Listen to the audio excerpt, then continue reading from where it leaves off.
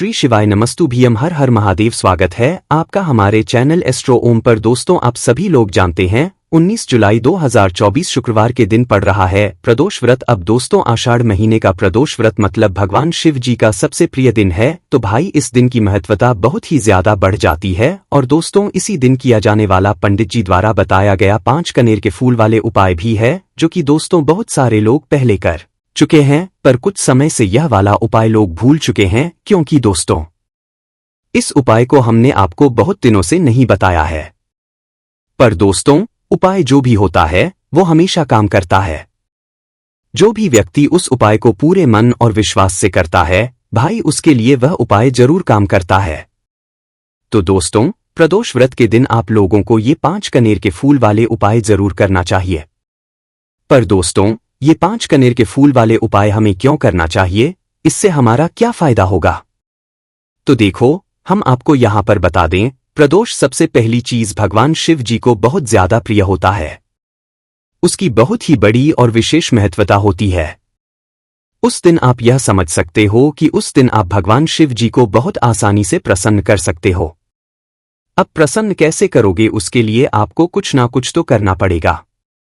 तो उसी में से दोस्तों एक उपाय है जो कि 5 कनेर के फूल वाले उपाय है। दोस्तों, 5 कनेर के फूल वाले उपाय हम जब करते हैं, जब हमारी किसी भी प्रकार की कोई मनोकामना होती है जो कि लंबे समय से पूर्ण नहीं हो रही होती है, और उससे हमें पूर्ण करना होता है। अगर आप लोग भी इस उपाय को प्रदोष व्रत के दिन करना चाहते हैं, तो आप इस उपाय को पहले अच्छे से समझ लेना, सुन लेना, उसके बाद करना। आपको इस उपाय का फल जरूर मिलेगा। और इस उपाय को करने से आपके घर में चाहे किसी भी प्रकार की दुख और समस्या क्यों ना चल रही हो, आपको उसका कारण भी नहीं पता है कि भाई यह किस कारण से चल रही है। उसका कुछ भी कारण हो सकता है, जैसे पितृदोष हो सकता है, या किसी भी तरह का मंगल दोष भी हो सकता है, और भी बहुत तरह के दोष होते हैं, कुछ भी हो सकता है। पर आपको इस उपाय को करने के लिए अपने दोष को पता लगाने की भी जरूरत नहीं है। प्रदोष व्रत के दिन इस 5 कनेर के फूल वाले उपाय को आप लोगों को कर लेना है। दोस्तों, अब हम समझते हैं इस वाले उपाय को हमें करना किस समय है। तो सबसे बात दोस्तों, हम समझते हैं कि ये 5 कनेर के फूल वाला उपाय करना किसको है। तो देखिए, यहां पर सीधी सी बात है कि ये 5 कनेर के फूल वाला जो उपाय है, ये किस लिए किया जा रहा है। ये मनोकामना को पूर्ण करने के लिए किया जा रहा है, या आपके जीवन में जो दुख और परेशानियां हैं उनको दूर करने के लिए किया जा रहा है, या आपका कोई बड़ा काम है जो कि नहीं हो पा रहा है, आप उसके लिए इस उपाय को कर सकते हो। तो सी बात यह है कि आप अपनी किसी भी प्रकार की मनोकामना के लिए इस वाले उपाय को कर सकते हो। तो यह उपाय वह व्यक्ति कर सकता है जिस व्यक्ति को अपनी किसी भी प्रकार की मनोकामना भगवान शिव जी से पूर्ण करवानी हो। और अगर कोई भी माताएं बहनें जो है अपने घर की सुख और शांति के लिए, घर में धन समृद्धि को बढ़ाने के लिए वाला उपाय करना चाहती हैं, तो घर की जो बड़ी माताएं बहनें होंगी, वह इस 5 कनेर के फूल वाले उपाय को विशेष रूप ना, क्योंकि माताएं बहनें घर की लक्ष्मी होती है, और जब घर की लक्ष्मी कोई विशेष उपाय करती है तो उसका फल ही बहुत जल्दी मिल जाता है और बहुत बड़ा होकर मिलता है। अन्यथा इस उपाय को कोई भी व्यक्ति कर सकता है, चाहे वह बड़ा हो, चाहे वह छोटा हो, चाहे वह बच्चा हो। जिस व्यक्ति को ये 5 कनेर के फूल वाला उपाय समझ आ गया, वह व्यक्ति इस 5 कनेर के फूल वाले उपाय को प्रदोष व्रत के दिन जरूर करें। उसको इस उपाय को फल बहुत ही जल्दी मिल जाएगा, क्योंकि प्रदोष व्रत के दिन भगवान शिव जी बहुत आसानी से प्रसन्न हो जाते हैं। तो आइए अब हम समझते हैं कि इस 5 कनेर के फूल वाले उपाय को आपको करना कैसे है, और इस उपाय को करने का जो समय है वो क्या है। तो देखिए, इस प्रदोष व्रत के दिन किए जाने वाले ये 5 कनेर के फूल वाला जो उपाय है, यह मुख्य रूप से सुबह के समय होगा। किस समय होगा? सुबह के समय होगा। आपको यही करनी है कि सुबह के समय हम इस 5 कनेर के फूल वाले उपाय को कर लें। पर किसी कारणवश अगर आप सुबह इस उपाय को ना कर पाओ, आपको कहीं काम से जाना हो या किसी और काम की वजह से आप उपाय को ना कर पाओ, तो आपके पास फिर दूसरा मौका रहेगा, जो कि शाम के समय का रहेगा, प्रदोष काल का रहेगा। अब भाई, प्रदोष काल का समय भी एक बहुत ही लोगों के मन में प्रश्न बन जाता है कि भाई यह समय होता कब है, कितने बजे से लेकर कितने बजे का यह समय होता है, ताकि हमें उपाय के लिए जो है करने का समय लग जाए। तो हम आपको बता दें, प्रदोष काल का जो एक समय होता है शाम का समय वो होता है शाम के 6 बजे से लेकर शाम के 7 बजे के बीच का। इस समय के बीच में आप उपाय को करेंगे तो आपको उस उपाय का जरूर फल मिलेगा। तो शाम के 6 बजे से लेकर शाम के 7 बजे के बीच में आप लोग इस 5 कनेर की फूल वाले उपाय को कर सकते हो। तो भैया बहुत सारे लोग यहाँ पर ये प्रश्न भी जरूर करेंगे कि भाई हम तो नौकरी पे जाते हैं, हम अपनी ड्यूटी पे जाते हैं और आने में हमें देर हो जाती है, तो उस जगह पर हमें क्या करना चाहिए।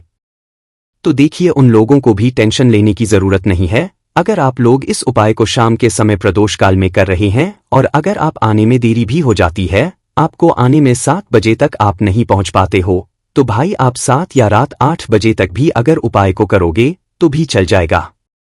और अगर इससे भी थोड़ा देर हो जाती तो भी आप उपाय को कर सकते हो। प्रदोष व्रत का दिन है, ये दिन बहुत ही कम आता है पूरे साल भर में, इसलिए जब आपको मौका मिल जाए जब आप इस उपाय को जरूर कर लेना।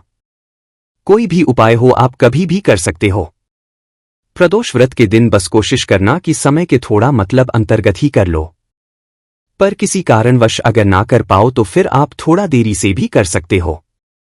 आपको उपाय का फल जरूर मिलेगा, क्योंकि भगवान शिव बहुत ज्यादा प्रसन्न होते हैं सभी भक्तगणों से जो उनको प्रसन्न करते हैं। तो अब हम यहाँ पर समझते हैं कि आपको उपाय कैसे करना है। सबसे पहली चीज दोस्तों, ये जो उपाय है ये 5 कनेर के फूल वाला उपाय है। तो सीधी सी बात है, इस उपाय में हमें 5 कनेर के फूल तो लेने ही लेने पड़ेंगे। अब यहाँ पर एक सबसे बड़ी गलती होती है जो कि आप उपाय में करते हो और आपको पता भी नहीं लगता है, जो कि हम आपको बताते हैं। देखिए, जो आप 5 कनेर के फूल लेकर आओगे, सबसे पहले तो कनेर का फूल आप लोगों को पता कि कैसा होता है, हम आपको जब भी बता देते हैं। कनेर के फूल वो होते हैं जो कि पीले कलर के होते हैं, लंबे लंबे से होते हैं। आप लोगों ने देखे भी होंगे, आप लोगों ने जो थंबनेल में फूल देखा हुआ था वही कनेर का फूल होता है। तो आप लोगों को वैसे ही 5 कनेर के फूल लेकर आने हैं।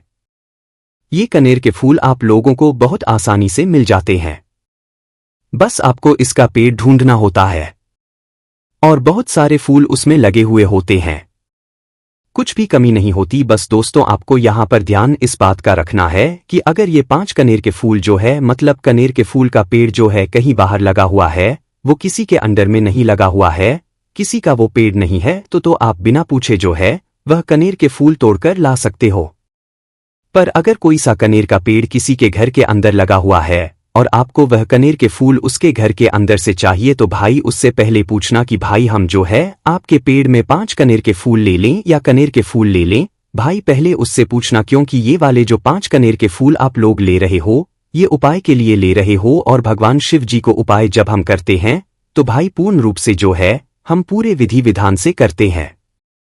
तो इसलिए अगर आप किसी के घर में के अंदर जो पेड़ लगा हुआ है कनेर का, उस पेड़ से अगर ये फूल ले रहे हो, तो भाई पहले उस घर के मुखिया से पूछ लेना कि हम आपके पेड़ से कनेर फूल ले लें। अगर वो हाँ कह देता है तो भाई उसके बाद आप उसके पेड़ से 5 कनेर के फूल ले लेना। अगर कोई कनेर का पेड़ जो है ऐसे ही बाहर लगा हुआ है, खुले में लगा हुआ है, उस पर किसी का भी कब्जा नहीं है, तो वह आप जो है बिना पूछे भी उस पेड़ में से तोड़ सकते हो। पर किसी के घर के अंदर लगा हुआ है तो वह उससे सकर ही 5 कनेर के फूल उसके पेड़ में से लेना।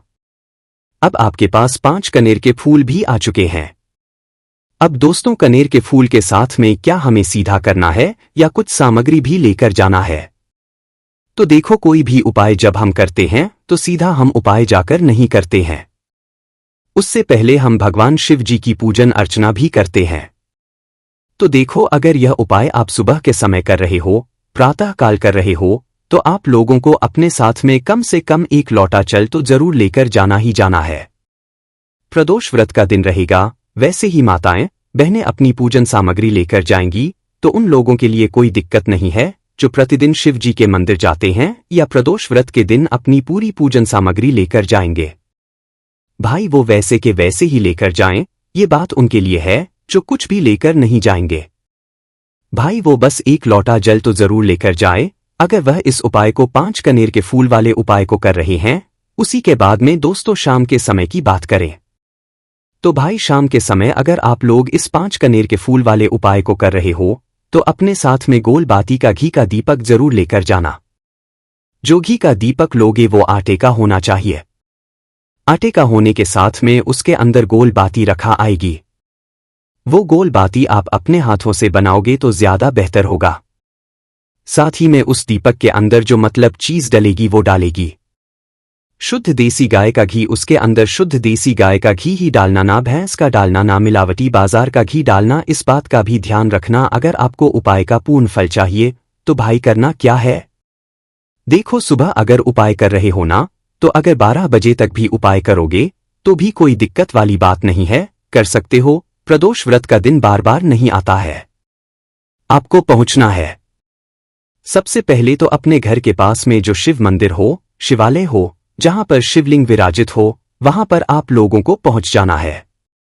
अब वहां पर पहुंच करके सीधा हमें जाकर उपाय करने लग जाना है। नहीं, आपको पहले अपना शिवजी के मंदिर के अंदर प्रवेश करना है, भगवान शिव जी के दर्शन करना है। पहले आपको अपनी अपनी पूजन अर्चना करनी है। जैसे कि 1 लोटा जल जो लेकर गए हैं भाई, वो 1 लोटा जल चढ़ा दें। इसके अलावा जो भी पूजन सामग्री है आपकी, फूल, धतूरा, गुलाल, अबीर, गुलाल, जो भी चीजें हैं, चंदन वगैरह, उन सारी चीजों से आप पूजन अर्चना कर सकते हो। पर जो उपाय के 5 कनेर के फूल हैं वो आप अलग ही रखना, वो उपाय के ही हमें निकालने हैं। तो पहले आप अपनी पूजा अर्चना कर लेना। जैसे आप मंगलवार के दिन करते हो, मंगलवार के अष्टम के दिन करते हो, वैसे आप अपनी पूजन अर्चना कर लेना। इसी तरीके से शाम के समय है, शाम के समय जब आप अपने घर के पास में जो शिव मंदिर हो वहां पर पहुंचो। गतो पहुंचने के बाद आप पहले अपना वह घी का दीपक जलाना। अब घी का दीपक जलाने में भी इस बात का ध्यान रखना, इस घी के दीपक को आपको अपने घर से नहीं लेकर जाना है और मंदिर में जाकर भी जलाना है। और मंदिर में जाकर जलाओगे तो उसे अपनी माचिस से ही जलाना है। अपने घर से इस दीपक को जलाने के लिए अपनी माचिस लेकर आना। अगर आपने मंदिर में किसी और की माचिस ले ली इस दीपक को जलाने के लिए, अगर आप शाम के समय इस वाले उपाय को कर रहे हो तो भाई इस उपाय को करने का फल जो है उस व्यक्ति को भी मिल जाएगा जिस व्यक्ति की आपने माचिस ली होगी। इसलिए आप अपने घर से अपनी ही माचिस लेकर जाए। उसके बाद दोस्तों आप लोगों को एक बात का और ध्यान रखना है कि जब आप उस दीपक को जला दो, जलाने के बाद उस दीपक से आप चाहो तो आरती भी उतार सकते हो, अन्यथा कोई दिक्कत वाली बात नहीं है। आप उस दीपक को भगवान शिव जी के इतने पास मत रखना कि भगवान शिव जी को आंच लगी। थोड़ी दूरी बनाकर ही जो है आप उस दीपक को जो है भगवान शिव जी के शिवलिंग के पास में रखना, क्योंकि अभी हम जो हैं भगवान शिव जी को प्रसन्न करने वाले हैं, तो इसलिए भगवान शिव जी को आंच ना लगे। इतनी दूरी बनाकर आप उस दीपक को रख दीजिएगा। जैसे ही आपकी पूजन अर्चना हो जाती है आप जल चढ़ा देते हैं। सुबह के समय गए तो जल चढ़ा देते हैं, पूजन अर्चना हो जाती है। फिर आप उसके बाद में भगवान शिव जी की शिवलिंग के पास में कहीं पर भी बैठ जाइए, सामने बैठ जाइए या आसपास बैठ जाइए। उसी तरीके से शाम के समय है, दीपक जैसे ही लग जाए तो भाई आप अपना उपाय को यहाँ पर कर सकते हैं। और उपाय को करने से आप अपने वह 5 कनेर के फूल निकाल लीजिए, क्योंकि अब हम यहाँ पर उपाय को करने वाले हैं। उपाय को करने के लिए आप शिवलिंग के सामने भी बैठ सकते हैं, आसपास भी बैठ सकते हैं, कोई दिक्कत वाली बात नहीं है। अब हमारे पास 5 कनेर के फूल तो सीधी सी बात है कि इन 5 कनेर के फूलों को हमें 5 अलग अलग जगहों पर यहाँ पर चढ़ाने हैं। अब वो 5 अलग अलग जगह कौन सी हैं वो हम आपको बताते हैं। 5 अपने कनेर के फूल आप अपने सामने निकालकर रख लीजिए। अब 5 कनेर के फूल में से सबसे पहला वाला कनेर का फूल आप लोग उठाइए और पहले वाले कनेर के फूल आपको कहां पर चढ़ाना है वो आपको चढ़ाना है भगवान शिव जी की शिवलिंग के ऊपर। जो गणेश जी वाला स्थान होता है वहां पर। अब भगवान शिव जी के शिवलिंग के ऊपर गणेश जी वाला स्थान कहां पर होता है? भगवान शिव जी की शिवलिंग होती है, शिवलिंग की जलाधारी होती है। जलाधारी का जो राइट हैंड साइड होगा, मतलब शिवलिंग की तरफ से खड़े होकर देखना कि भगवान शिव जी का सीधा हाथ कौन सा है, राइट हैंड साइड कौन सा है। उस राइट हैंड साइड पर आपको ये पहले नंबर का कनेर का फूल समर्पित करना है। और जो फूल का खिला हुआ भाग होगा ना, वो शिवलिंग की तरफ करके ही आप लोग जो है इस पहले नंबर के फूल को भगवान गणेश जी वाले स्थान पर समर्पित करना, जलाधारी के राइट हैंड साइड पर। अब दोस्तों निकाल लेना अपना दूसरे नंबर कनेर का फूल। अब दूसरे नंबर के कनेर के फूल को आपको कहां पर समर्पित करना है या आपको समर्पित करना है? भगवान कार्तिकेय जी वाले स्थान पर। अब गणेश जी वाला स्थान राइट हैंड साइड पर होता है। तो कार्तिकेय जी वाला स्थान लेफ्ट हैंड साइड पे होता है, जलाधारी के ऊपर है तो जलाधारी के ऊपर जो लेफ्ट हैंड साइड का जो हिस्सा है वहां पर कार्तिकेय जी के स्थान है। तो इस दूसरे नंबर के फूल को आप वहां पर समर्पित कर देना और भगवान प्रार्थना कर लेना, और फूल का खिला हुआ भाग शिवलिंग की तरफ ही होना चाहिए। अब बात आती है तीसरे कनेर के फूल की। तो तीसरे कनेर के फूल को भी आपको लेना है और इस तीसरे कनेर के फूल को आपको माता अशोक चंद्र जी वाले स्थान पर समर्पित करना है। अब ये माता अशोक चंद्र जी का स्थान कहाँ पर होता है दोस्तों? ये जो स्थान होता है ये जलाधारी के बिल्कुल बीचों बीच में होता है। आपने पहला फूल भगवान गणेश जी वाले स्थान पर चढ़ाया, दूसरा फूल कार्तिकी जी वाले स्थान पर चढ़ाया। अब ये तीसरा फूल जो है इन दोनों फूलों के बीचों बीच चढ़ेगा।